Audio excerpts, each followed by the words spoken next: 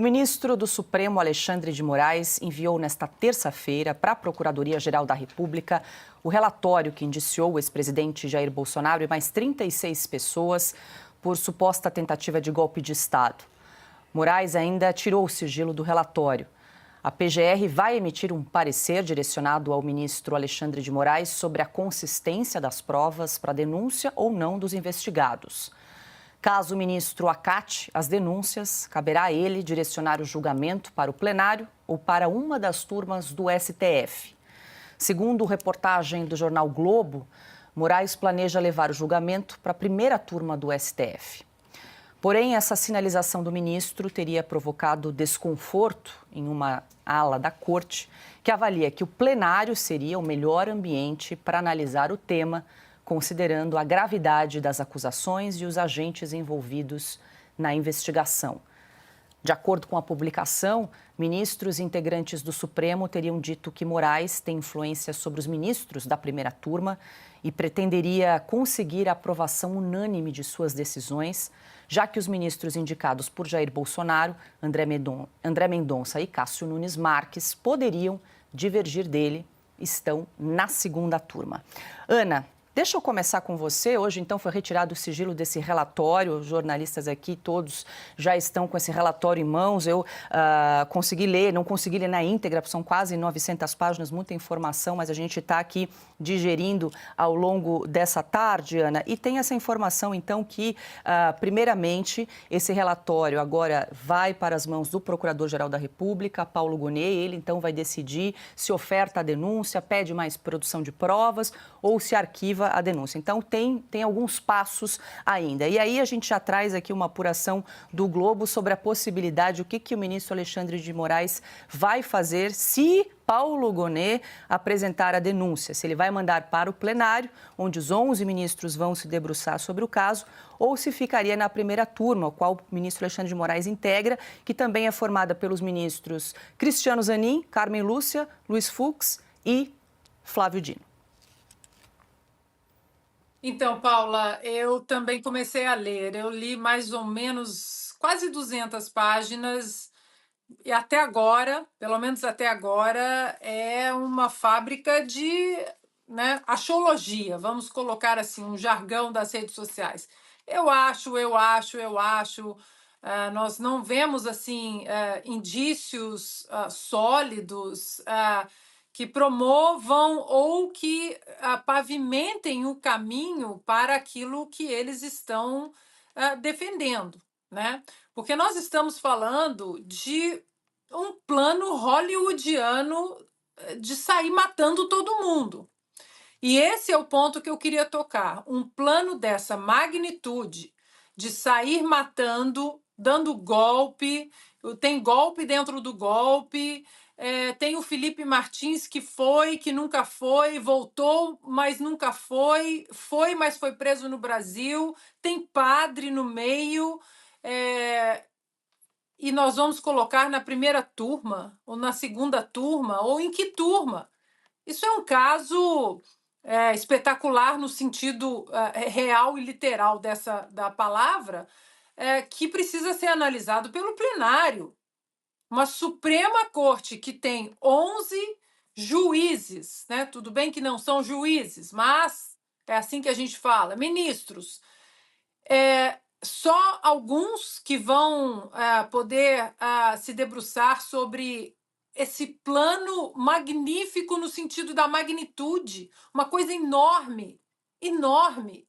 Sai matando Lula, Alckmin, Moraes e padre, e ex-presidente, e general, e tem tanque, mas não tem tanque, é táxi, ou seja, e uma turma vai analisar um plano desse tamanho, tem o menor sentido.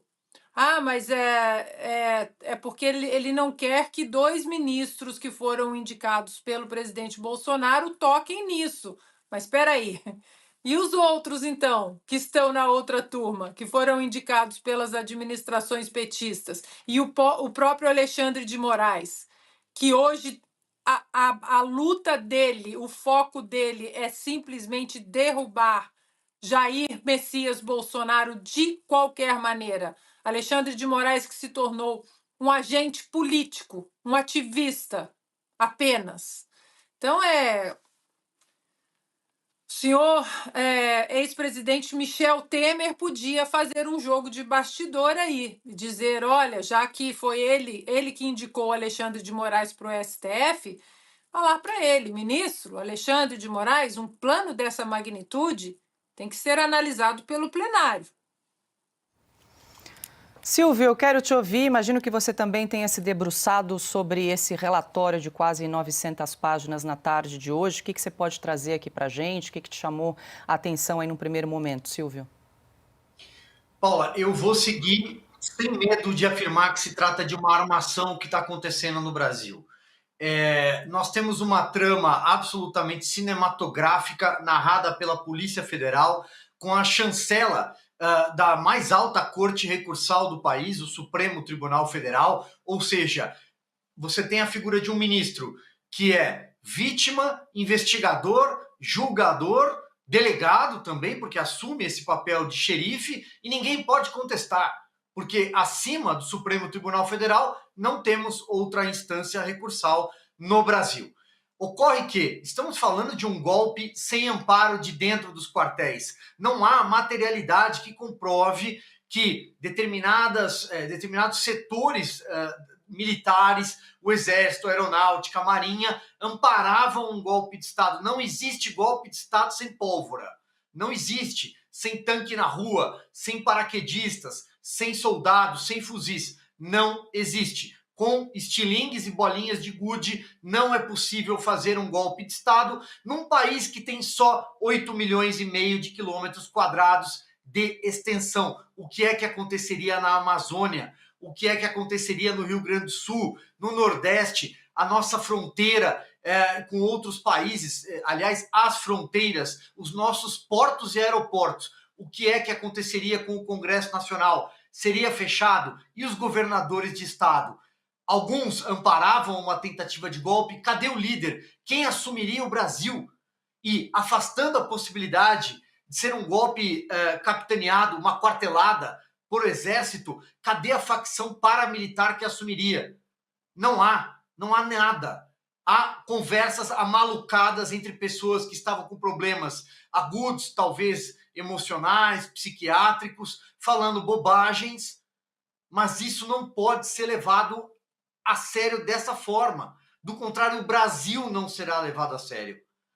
Paula, quem conhece Brasília sabe como Brasília funciona. Nós já tivemos momentos agudos também da nossa própria democracia recente, quando o presidente do Senado, Renan Calheiros, foi colocado contra as cordas com 5 capas da revista Veja em 2007.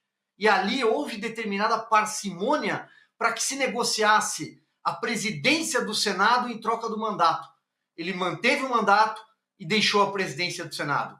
Em 2016, o Marco Aurélio Mello, então ministro do Supremo Tribunal Federal, emparedou o Renan também e mandou ele se afastar.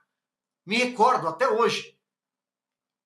O ministro Marco Aurélio Mello mandou o Renan se afastar porque estava na linha sucessória da presidência da República em 2016. E o Renan respondeu, não arreda o pé. E a mesa diretora do Senado concedeu 5 dias de negociação no Brasil.